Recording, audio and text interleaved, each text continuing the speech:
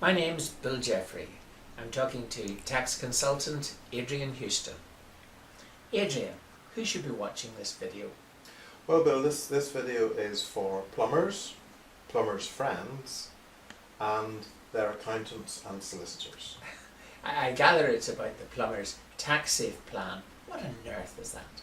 Well, it's HMRC playing on the gas safe registration system for gas engineers. It's effectively a tax amnesty for plumbers who have failed to declare everything to HMRC. I know people make jokes about paying the plumber in cash, but really, why is HMRC picking on plumbers? Well, you say picking on plumbers. In fact, they're not the first set of business people who have been chosen for a special look by HMRC. The first lot were medical people, doctors and dentists last year. This is an ongoing process with HMRC looking at specific business areas. Currently it's plumbers' turn. Later in the year it could be some other business. How might these plumbers have got their tax wrong? Well, I suppose the most common one is cash jobs. Cash jobs are particularly prevalent in the construction industry, and plumbers have the same temptations as everyone else. They might also have failed to deduct the correct amount of tax from their workers, or they might have something completely unrelated to their business. It could be, for instance, that they have got a rental property that they haven't declared, or they've sold a holiday home in Spain, and again that has to be declared to HMRC. How do you make use of this tax amnesty for plumbers? Well, the way that they need to do it, first of all they need to register for the amnesty, and that is an online thing, or it can be done on paper. And most people will first of all speak to a tax advisor or an accountant, and then let them do the registration for them. I suppose there are some important dates to be thought about. Yes, there are. The main date they need to think about at the moment is the 31st of May 2011. Because that is the deadline by which they have to register to take part in this scheme. It's only a registration, and most people will want to speak to their accountant or tax advisor before they do that. Indeed, they let that professional do the registration for them. After that, then all the forms and indeed the payment need to be prepared and submitted by the 31st of August 2011. What needs to be paid, Adrian? Three things. They need to pay the tax that they originally should have paid, also interest from the date it should have been paid until August 2011, and finally a penalty. So those three elements will make up the total payment: the tax, the interest and the penalty. The penalty sounds just a little bit scary. Tell me how it's worked out, please. Yes, penalty is a flat percentage. That's the beauty of this scheme. It's a simplified scheme with less investigation involved and less scope for variation of penalties. For most cases it will be a flat 20% of the tax that you owe. Only in a few small cases where it was careless errors only will people have a flat 10% penalty. So 20% is what people need to be prepared for. How will people know how much they owe? For instance, I guess a lot of undeclared income is simply put in the pocket. There won't be paperwork, will there? No, it's a common factor. We're doing a lot of these things over the last 3 or 4 years since the HMRC started them, and it's typical that there are either poor or no records. We're well used to that.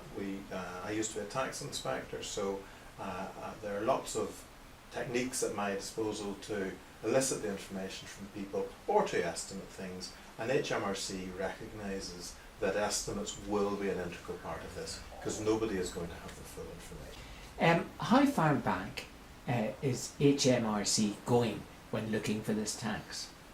Typically they're going to be going back up to 20 years, which is 1991-92. Like, obviously if you've only been messing around for 10 years, they only go back 10, but that's the earliest date. And if your mistakes were only careless errors, they'll only go back to 2005, 2006. If somebody is a plumber and might want to avail of this amnesty, should they speak to their accountant, or indeed to you? That's entirely up to them.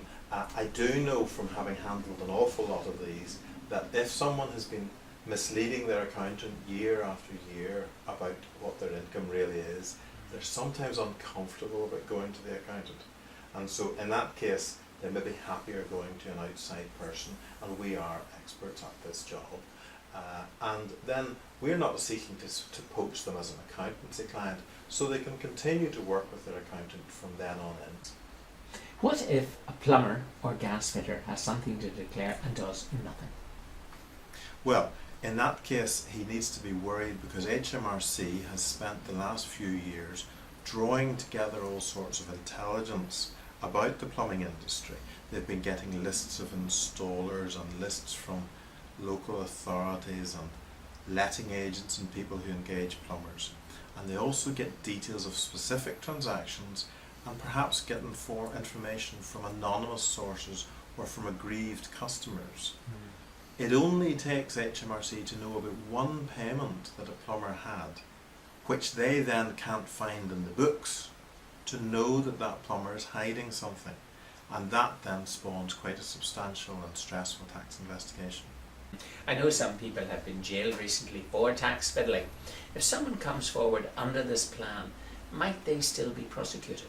It's extremely unlikely. HMRC has put it on the record that if you have made a full and unprompted disclosure under the Plumbers Tax Safe Plan, then they will not normally be thinking of a criminal prosecution.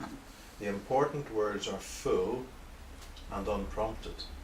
In other words, if you take this chance to clear the air and declare your taxes, you have to tell them everything. Yeah. Don't hold back on something, the little account in the Isle of Man or the holiday home in Spain. If you hold back, then they will throw the book at you. Equally unprompted, if they have already been writing to you about your affairs, about something being wrong, and then you try to avail of this tax safe plan, it's not an entirely unprompted disclosure, and again, they will be less sympathetic to you. What's the next thing plumbers should do if they might have something to declare? They need to talk to an accountant or tax advisor as soon as possible, because somebody has to register them for the Plumbers Tax Safe Plan by the 31st of May 2011. Adrian Houston, thank you very much.